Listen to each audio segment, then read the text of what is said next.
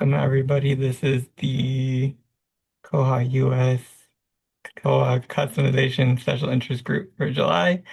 Um, I don't have anything on the agenda, but I will put it in the chat. Feel free to add your name. And I see Mike put something on there, which is great. That means we have something to talk about. Um, so we will go ahead and I'll put the agenda in the chat for Kristi since she just came in again. Hi Kristi. And well, I'll just let you go, Mike. Go for it. Hey everybody. Yeah, we just put through we have it on test and the ILS our ILS committee approved it to go on production this coming Monday. We wanted to give staff members a heads up too. We did some customizations on our side panel, which I can show off. Let's see which window. There we go.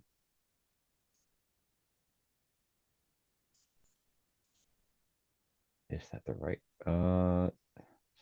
Everyone see like open bar and my name and Yep.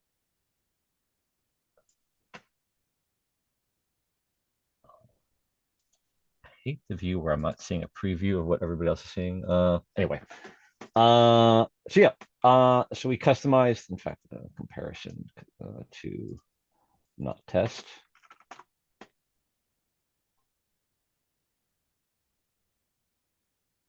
Cost laggy today too. Oh, can I do a side by side? I won't do that. But anyway, so we got the biggest complaint we got was all these like authorized values and library name and everything kind of getting chopped off on the side panel. Particularly if you don't have an ultra wide.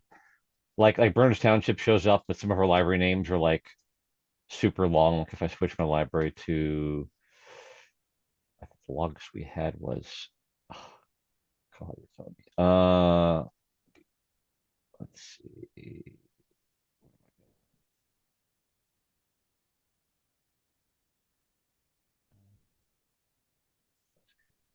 I don't want to be a book locker, but save. Anyway, like you barely get to like which branch this is. As for libraries, like, can we do something about that? And then there's also some other patron attributes that we want to show on the left-hand side. So we cleaned up the side panel here. Uh, Kind of doing some JavaScript finagling of all the different values. What we have here is the really should have thought this through more. What we have what I have here is the patron category, and so what we did was we actually assigned color values to non-standard patron categories. So like this is an open bar, so it's in yellow. But if I switch this back to a standard patron or a juvenile or anything that's like a full service card for our consortium, that goes back to gray. Same thing for the home library. If it's not a local home library to your current logged in branch, it's like in this bright blue. Otherwise, it's just gray. And I'm also having it check the library hold group. So if you're like a branch system or a county system, like that'll still show gray, even though it's not a direct library to library match. So like if I switch, uh, in fact, I'll switch my home library here to Warren County, and then I'll switch my patron category to patron because we're very generic about that. Hit save, and then I'm gonna switch. So patron is grayed out now. Now, if I switch it to any Warren County branch, I do. Okay. I'll make it a different one, Northeast. It just looks like a normal gray, not interesting patron. And the other patrons sort of alert other scenarios, just essentially to alert to like non-local patrons, like if you're checking out like a library, trying to check out a big library of things or etc. Cleaned up the authorized to pick up my holds. That's just the patron attribute we have for, hey, this person is allowed to pick up my hold requests. I have it pulling like each one individually rather than like repeating the header for each. That? I have those down here. So you can add a bunch to one or add multiple.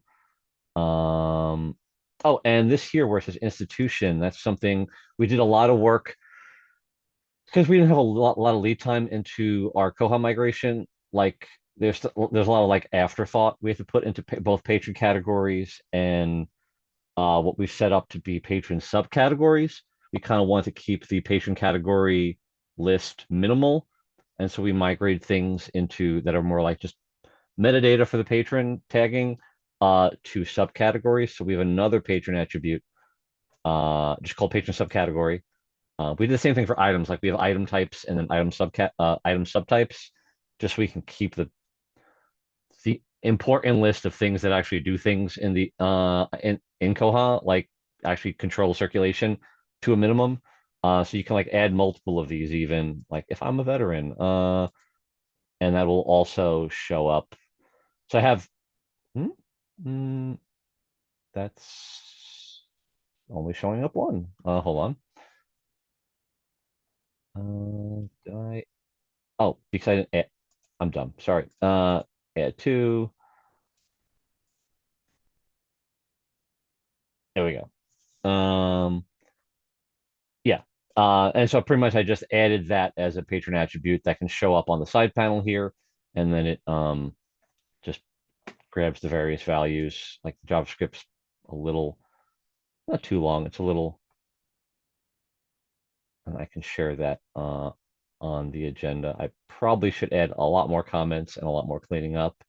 Um, I do have it checking the local hold group the same way I have it doing it for the reports, where I just have a helper report. I think I've shown it off before, but it's just using that same thing to just get the because it's not like a good, really clean API request for like the library groups to get like in an easy manner. So groups, let's see what I called it. I think I've shown this off before too, but no, there we go. Library helper group. And so it's literally just a report that you can run, grab the JSON version of, and that's what the code's using to parse if something's in a local hold group or local library group or not. Yeah.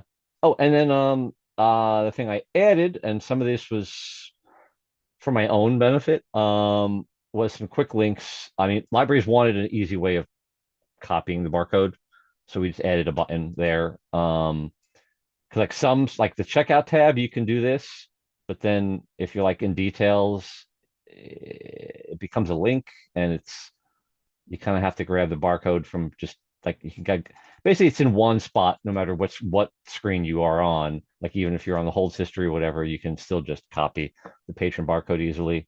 Um, I have this set up. I set up a custom function on our JavaScript to just be able to generate like a bootstrap modal of like whatever I want and then add some CSS to it. So that's how it's just doing this little message. I think I've shown off that auto masquerade thing that we were doing for hold. So I just added that as a link to like every single patron record. So for anyone using Aspen, like if I'm actually logged in, okay. I don't know if it's just my internet being weird, or if it's our servers. I just log in as an actual. Nope, that's not going to work as a local. Yes, it will. No, it won't. Hold on. I mean, I've shown this off before. It's just the new location of a button for it, where it'll auto masquerade into Aspen using code on both ends. And then this is very self-serving. No one really asked for this, but I'm constantly troubleshooting our mobile app, and like our mobile app, you can log in with a barcode like on your smartphone. So I'm like, man, I wish I could just open up a patron record and scan it. So I added this. I'm probably going to clean this up a bit more. I also added a data matrix label, um, which you can scan. I don't know if you can scan on any Android phone or at least any Samsung phone to just copy the barcode real quick. Apparently that doesn't work on iPhone, or at least not on my old iPhone. So like I might also add a QR code. Maybe I'll make it just toggleable so it's not grabbing all of them off the screen. But and the way I did this, because we use Codabar, and I know Koha, like there's like a thing that can generate, barcodes. Does it include Codabar? Like it's so I was trying to figure that out once before and like it wasn't working right. So I actually just installed, not installed, but like I used the Koha plugin creator and just added CSS for the Codabar font. Just so I can use the Codabar font wherever I want it rather than although pulling it as an image can probably be more useful for scaling, depending. But anyway, that's what we have, and we're going live with on Monday. I'll stop rambling now.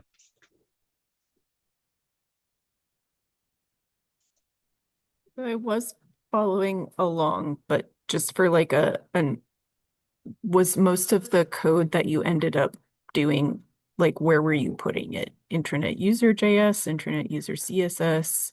Both. Um, So like I've got let me share my screen again. I acted too soon. or were you, or was there more? So yeah, it's all this code here. It's a little lengthy.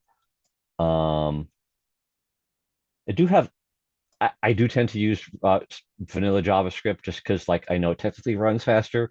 So like it's a little short on jQuery, but so I have it checking all the various patron record related where the side panel would appear up here, and then it's just going through the side panel and pulling the various classes for like the bar attributes that I want to grab and the like I'm not using any API calls to just like re-pull the data because it's already there in the side panel. Only thing I'm using a quasi API call for is I think right. Yeah, pulling that one helper report. I don't think I'm doing any other fetches. Uh, yeah, like this blob down here. So what I'm doing actually, I have a little bit of inline CSS. If you notice right there, that's for the barcode printer because I was just getting lazy about it, but I might move that into our internet user CSS. But then I also have, I'll,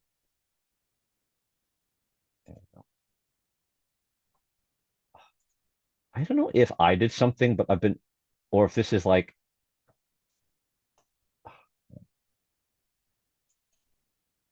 it's like this is going too far off the screen for me to grab it might be anyway, just scroll using that. Oop, I'm on the wrong thing again. There we go. Wait, what did I'm getting myself super confused. This is still JS.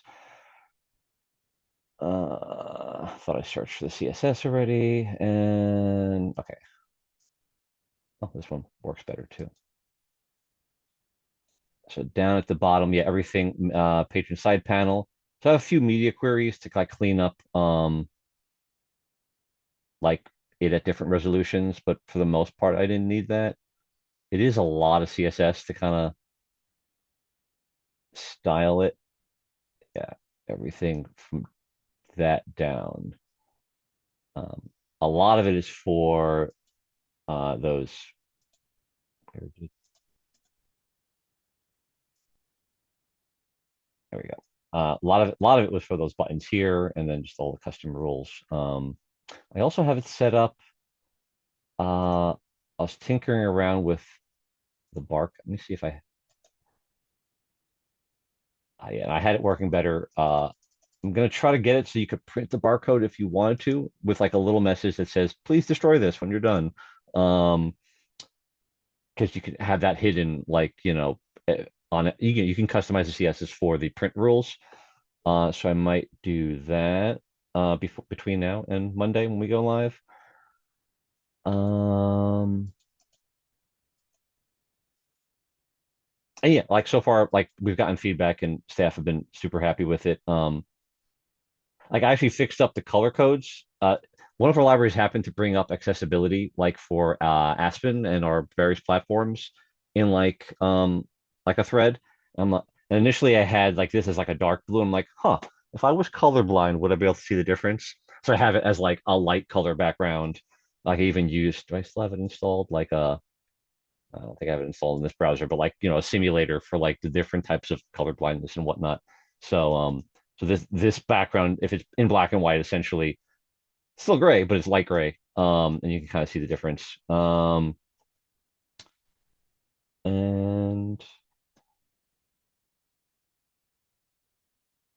yeah, any other questions? I'm going to share the code, and then when I clean it up, I might reshare it to the notes. Uh, I should probably just make my own repository for this so I can link to it, but I'll share it for now.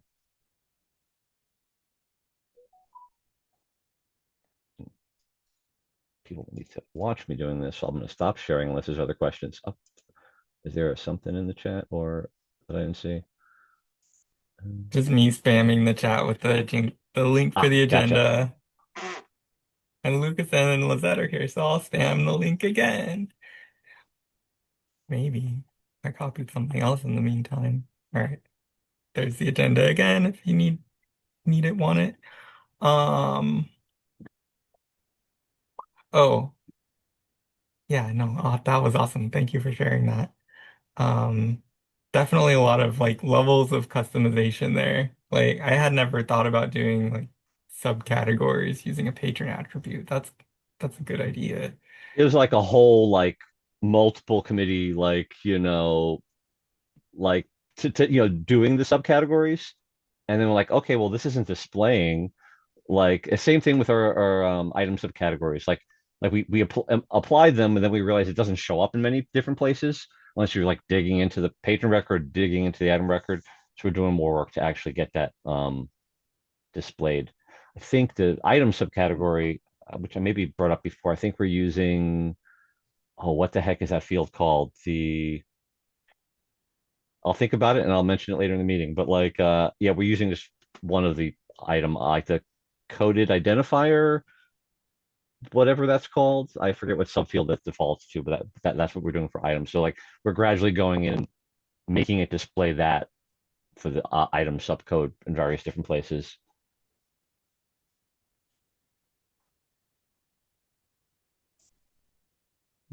I looked, so we use Codebar as well, and Oh yeah. that it's not an option in the barcode generator, but you are able to like I've got some SQL that I can share, but it's like it concatenates the letter in front and behind the barcode, and then you can use the NW7 encoding, and that works for us.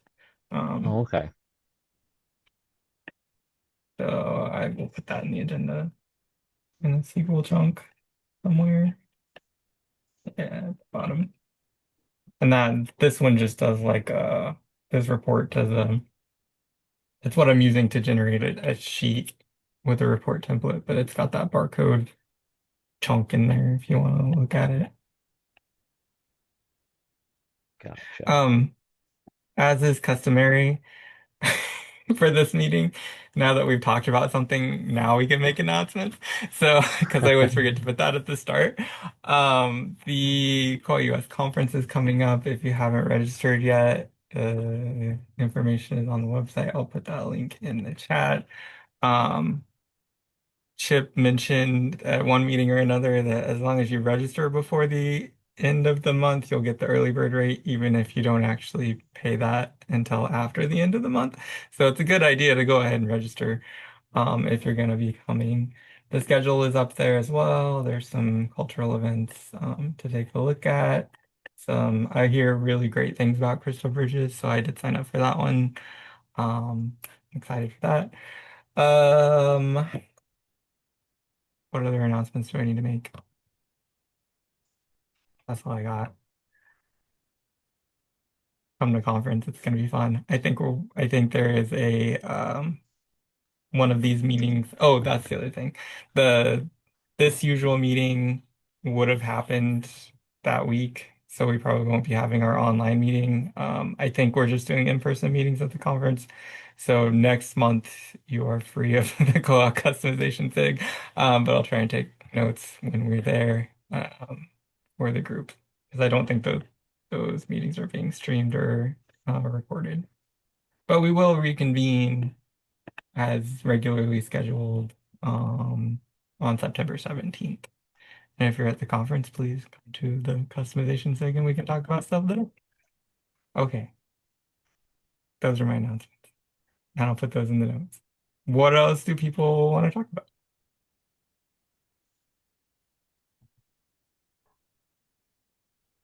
I see Lizette's here. She mentioned last week at the Baby Dev Sig that we may start looking at plugins a little bit next month. And I think that would be good for us, this group.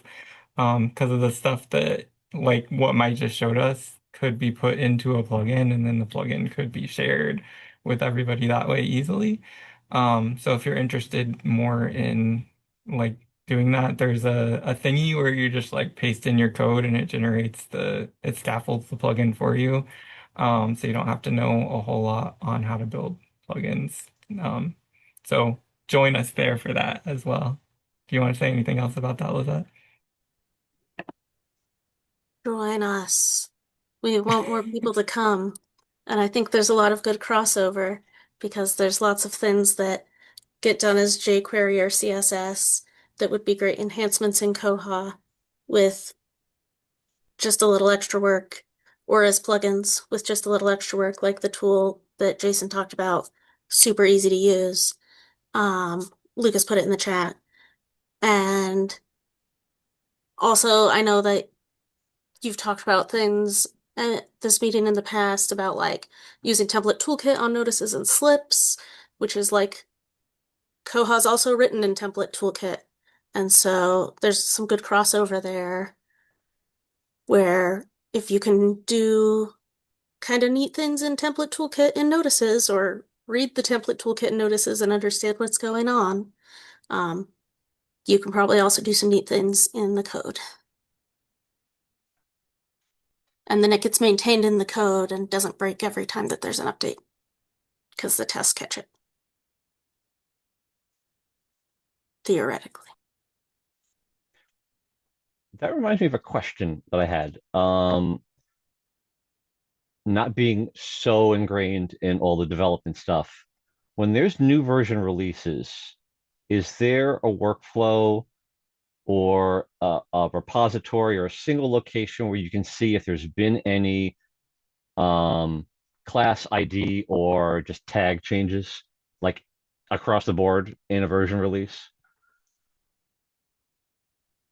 No, but I'm wondering, when we do the release notes, Lucas, we do the like, these are the system preferences that have changed, these are the notices that are new or have changed their name. And I wonder if we should do something like that for classes and tags as well, if they're changing. Although that could be pretty big, like like I have that one that put a bunch in on the patron edit form, which added like a ton of IDs and would be probably overwhelming to put in like a release note somewhere. But maybe we can try and make sure that like the release notes, we can talk about it at the dev meeting next week, the community dev meeting, but maybe trying to make sure that release notes for stuff like that just says like, there were changes to classes on this page or something. Awesome. I don't know how often that even happens, like, how frequent once something is basically we just noticed something wasn't being suppressed that we suppressed during our go live because like I don't know if this was a across the board thing or just for this one button that used to be an input and now it used to be an input of type button, now it's a button of type button. So it's just like one of our staff members just came across as like, oh, we had this suppressed with our CSS, and it's just because the actual tag name changed. Like, oh, I'm wondering if we should have caught that, but like it also probably happened like last year and we never noticed. So Yeah, and usually stuff doesn't change much unless we're mhm, like really overhauling a whole something. yeah, It's more likely to just be add in ones that didn't exist yeah. before. So, um, in theory, I would guess, I wonder if that was part of the tidy. We had a big tidy last year. And I wonder if it did some of that kind of cleanup too. I noticed after it took me a couple months to notice it, but the holds table for an item lost the suspend ID that helped identify which holds were suspended. And I had to fiddle around a little with some CSS to find something I could target the button with. It was a little, it wasn't as easy as just adding the class or an ID because that had disappeared apparently. Yes, and Lucas just put a bug in chat that's been pushed to 2611, Yeah. backported to 260502.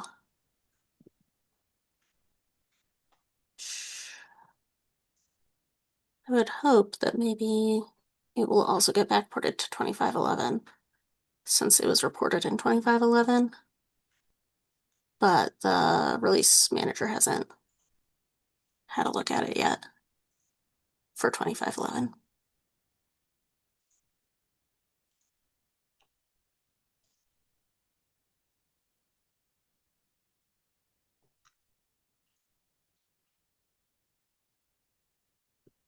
What most surprised me was that none of the staff mentioned it. I've got one person who doesn't overlook anything, and she didn't say a word.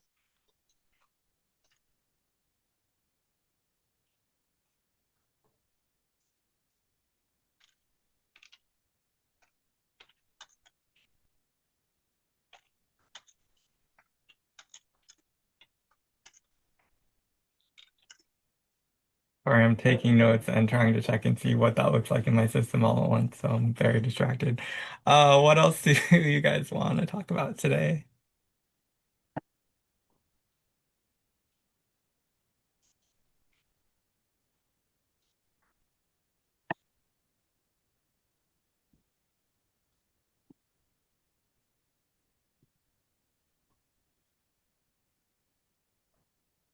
Oh yeah, all my custom suspendy stuff is gone. No one noticed it here either. Cool. I always wonder if we needed it in that situation. But I think it is helpful because I used to have Yeah, the it's row is helpful. like dark gray just so Well, that I was they looking at it and without any color something to distinguish it, I was having a hard time figuring out which ones were suspended and which weren't.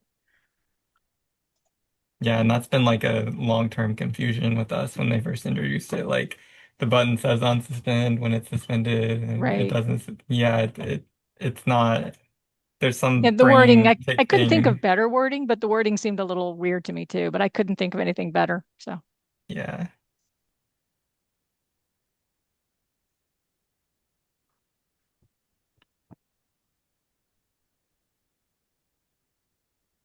Well, I haven't broken or fixed anything lately because I'm in the middle of a migration, a big migration, and then my librarians keep quitting. So, which means I have to keep going out and training people. So I haven't had much time to play with customization. So sorry about that.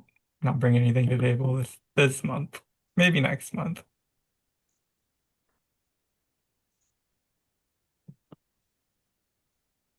Just the one other thing I wanted to plug, kind of related to baby devs, since I'm not always at this meeting, is if you have enhancements, customizations that you think other people would like, it might be worth filing a bug to say, hey, can we get this as an option in Koha? Um, or seeing if there's already a bug and being like, hey, yeah, let's do this. Um, those are some of the ones that we've targeted from baby devs. Like Jason's bug that he did last year was one that uh, was jQuery a lot of people had to just change a link to be a little, one less click for a lot of users. So we don't know what would be helpful if people don't tell us. I'm not sure how this jogged my memory on that on the bug roundup for a long time. There's been some code that people have been putting in to get the page scroll to stop wobbling. I'm trying to think, and I know it's in there. I'll see if I can find the bug, but I'm just kind of wondering if that ever got fixed in a version or if that's still customization we should keep in place. I believe that was fixed with a big upgrade to data tables, because that was always happening to data tables, right? So yes, I think that fix got wrapped up in a data tables upgrade. I can try to find the bug. I think I found it. Okay, great. It looks like it was Wednesday the pushed to 16th. 2605. The bug that actually fixed it was 2605 and has been asked for a backport. But, oh, Jacob said no. Okay, so just hang tight until 2605 in October. Okay.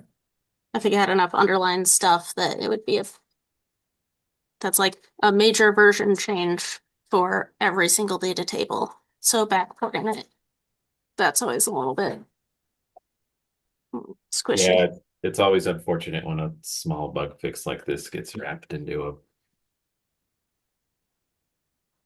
big thing like data tables upgrades.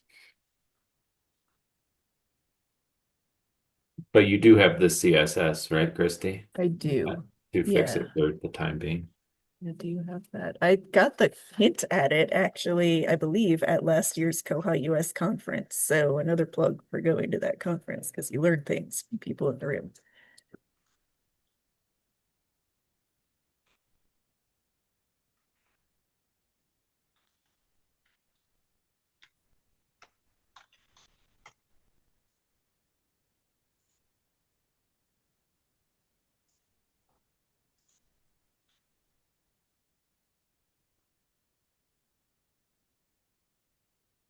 Also, as is customary, the 20 seconds of awkward silence. Does anybody else have anything you want to talk about today? I'm cool with wrapping up early if there's nothing. One of these days I'll have something I've been working on that I actually have to show and not just it broke.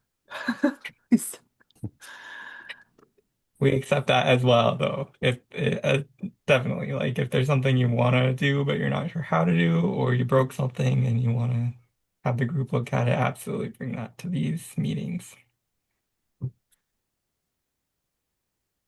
So one thing I can ramble on just a tiny bit more. One thing we already worked on. I mean, it's been shown before. Like I think there's some code for it. I took a little bit of for the like whatchamacallit,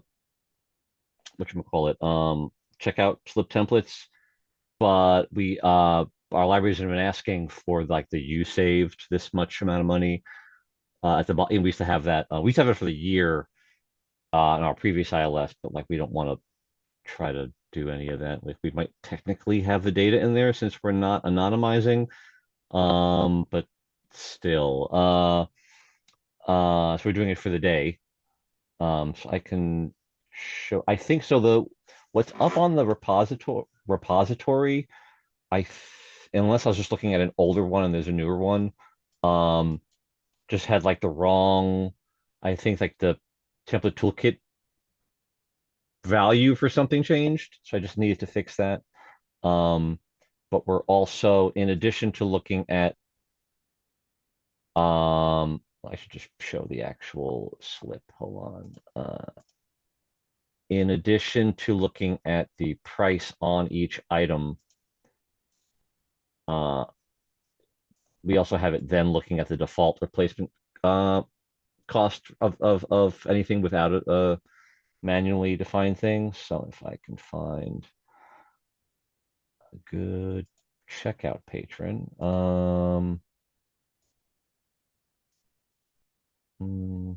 with items out. So it's not just the one thing I have out on my card. Show that off. Oh, here we go.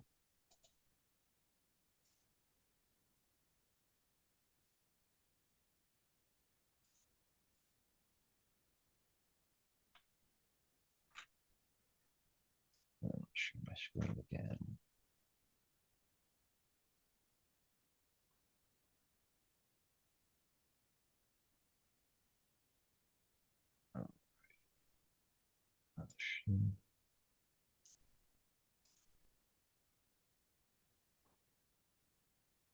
So this was also approved, requested and approved by our ILS committee.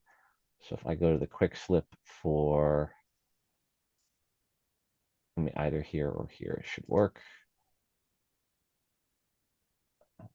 Oh, do I have my branch set correctly? I only have to apply it to the template for our test branch, which should be what I'm on now.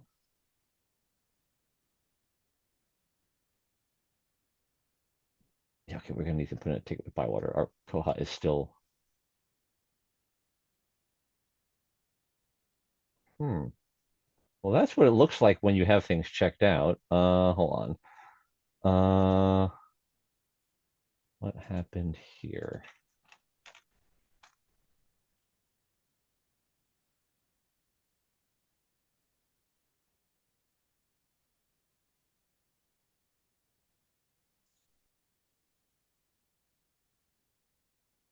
Oh, derp, that's not stuff checked out today. I was showing this off yesterday. Oh, I hate not being prepared. So let's just look for a recent checkout.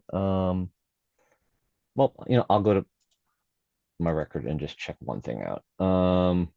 Again, I think so. What we're going to do is exclude renewals, but I don't think it currently is. So this should work.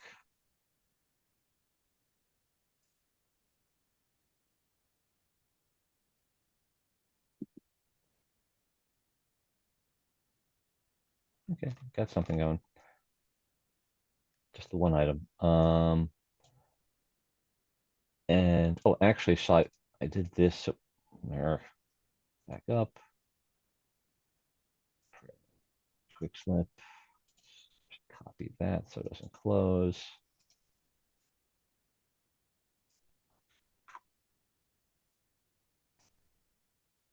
So I actually have it showing what it's using. I just have it hidden. Oh.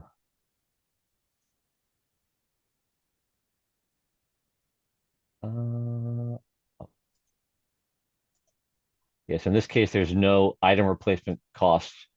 This is a hidden div. There's no manually entered item replacement cost, so I have it with Template Toolkit looking up the default replacement value, and we're just populating it into here. But we were discussing, like, do we want to exclude any item types, or what if it's a bunch of equipment and it's over $1,000? So like, I was going to cap each individual item at a certain amount, but the ILS committee, our ILS committee decided like, nope, just cap the whole thing at 1,000. So like, if it's over 1,000, it'll save you saved an estimated $1,000+ today by checking out items at your library. And like I said, we're going to try to go in and exclude the renewals because on our checkout slips, like you'll see recent checkouts, but then if you go down, you'll say like checked out earlier today or renewed today, because our previous checkout slips on our old ILS were like per session checkout slips.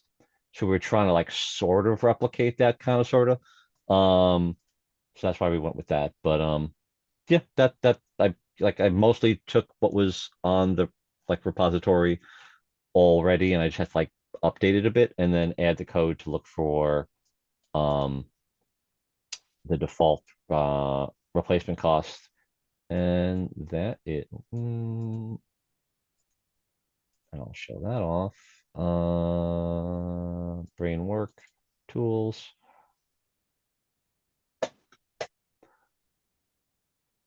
No resistance lips.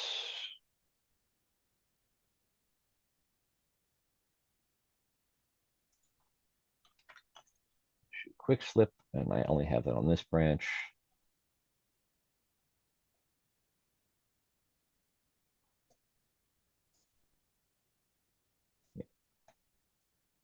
So our actual checkout slips are kind of complicated. I'm using a lot of the I went with using like the macro things you can make in Template Toolkit, just so like I've got like, I mean, this is the header, but the just the logic in one spot and like how it's displaying in like another. But what's relevant to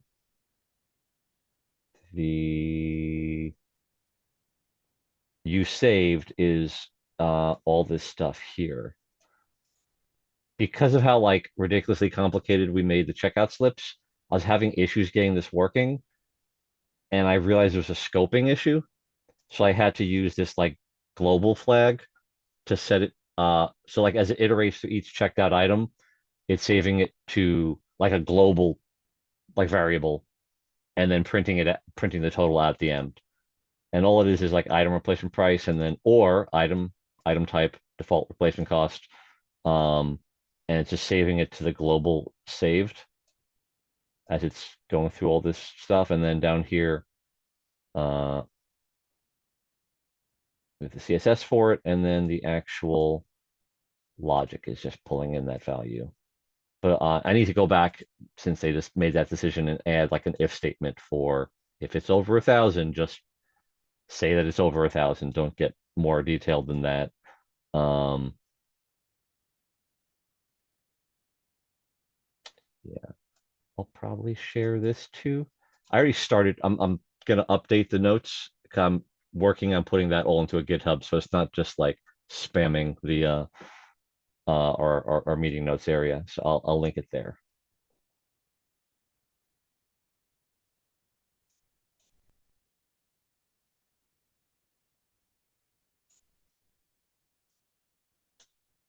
Yep. But yeah, the global thing was like the thing that was my biggest hang up. Like, why isn't this working? It should be working. And then I wasn't kind of just getting how the scoping was working with all the sort of like the functions and sort of macro blocks that I'm using for the template. So once I figured out the whole global situation, it started working.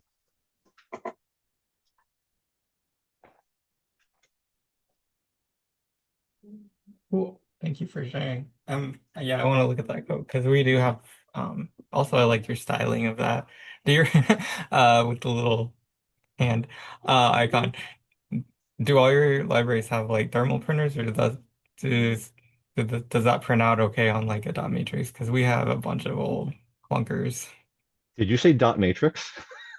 Well, you know, the old receipt printers, they're like clunk, clunk, clunk, clunk, and it's got a ribbon No, in it. all our libraries are using, almost all our libraries are using Epson or Star thermal printers. Formats.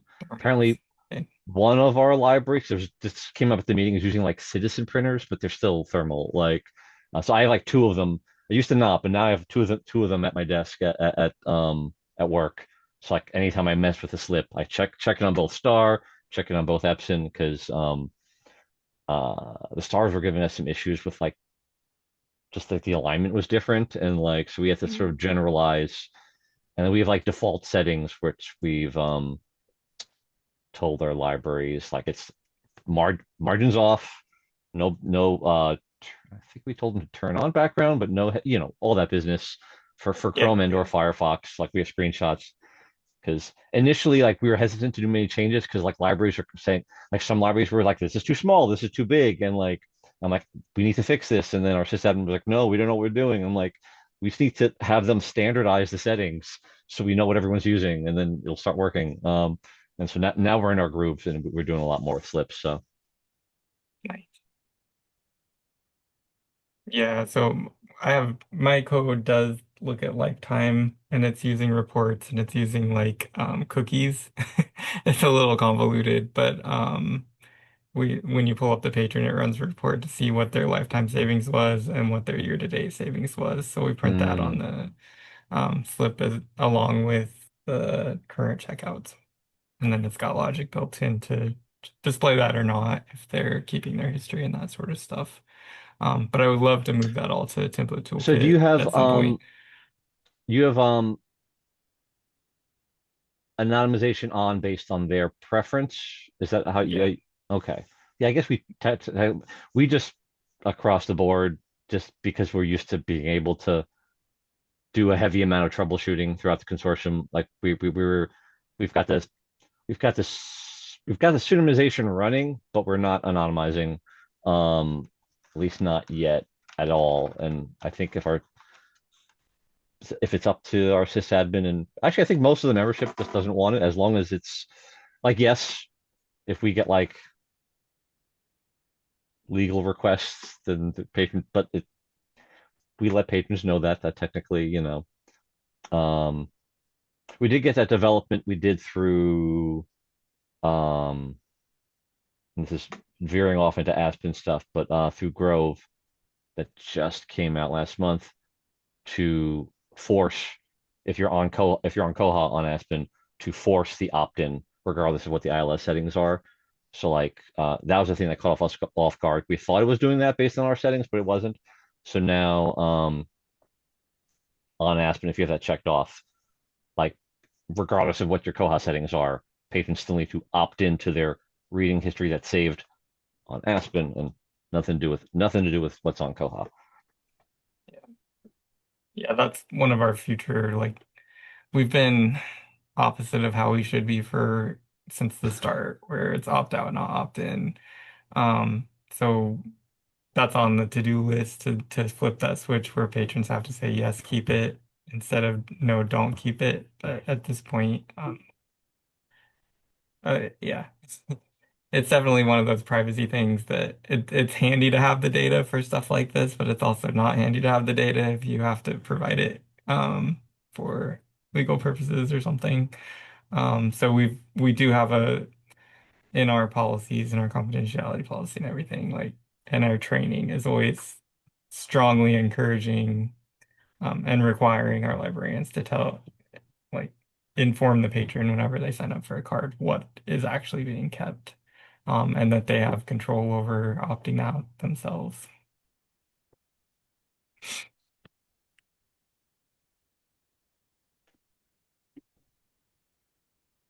All right. Well, anything else anybody wants to talk about today? Thanks again for sharing all that stuff, Mike. No problem. What I might have for next meeting is we're now working on customizing the checkout screen a little bit, the actual like the item, like what loads like dynamically which will probably need to then fix again once that all gets moved to view, but depending, like the main complaint was our libraries wanted to still see if an item would fulfill a hold even if it's overdue, because I guess some libraries were on occasionally renewing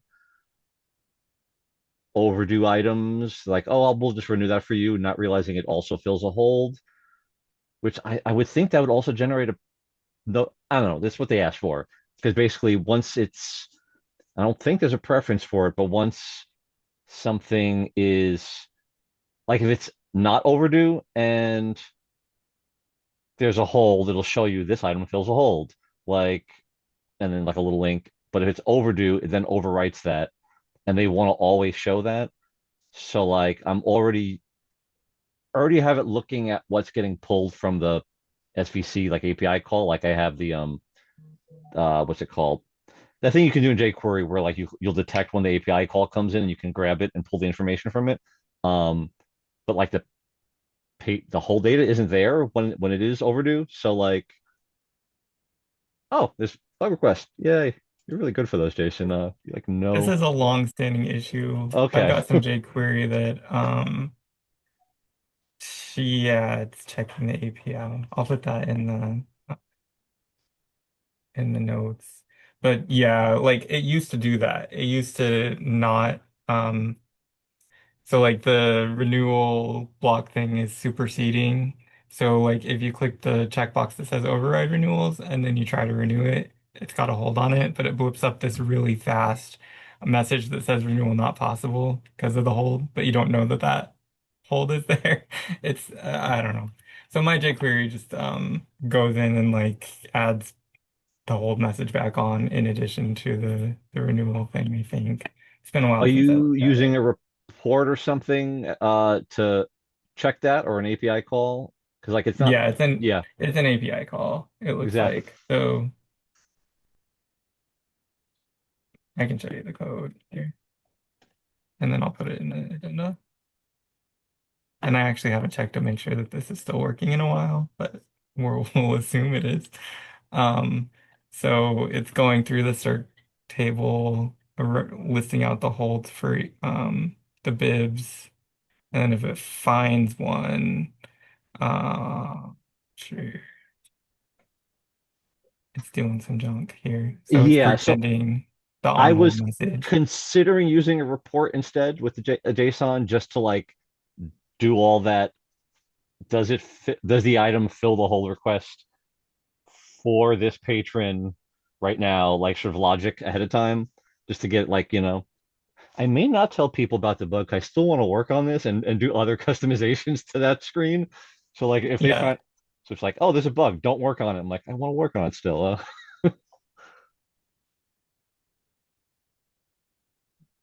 wrong agenda. Where- Okay, but yeah, well, basically what that does is puts an on hold link in the box if it's on hold and also hit its renewal limit, which is working around that bug for us at this point. Oh, and this view stuff is handy too. Like I kind of figured out how to do it in view, I think for acquisitions, like detect certain changes, but I'm probably doing it in a very complicated way. And yeah, if there's a custom event that would probably make things a lot easier.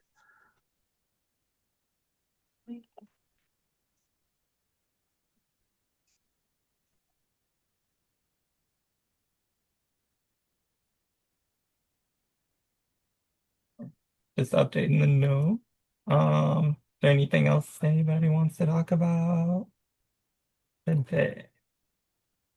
I hate to be a pill, but like just when we're looking at were all the patron accounts we were looking at like test patrons.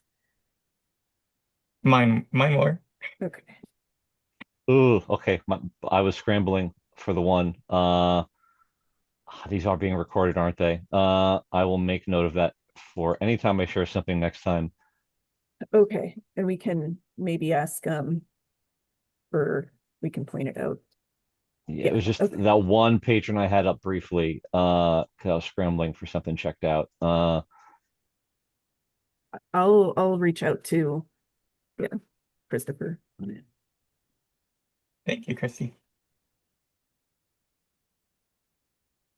Like I don't care if it's my record and everybody has my cell phone number. That's fine. But yeah, it's I just normally use my own or a test account.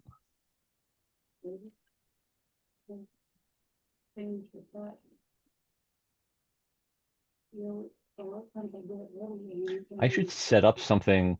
I could probably do that via SIP or API so that I always have a test patron with something checked out on the test server today. Like, like just constantly refresh with test information.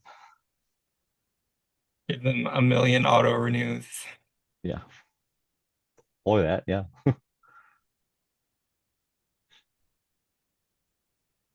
Great.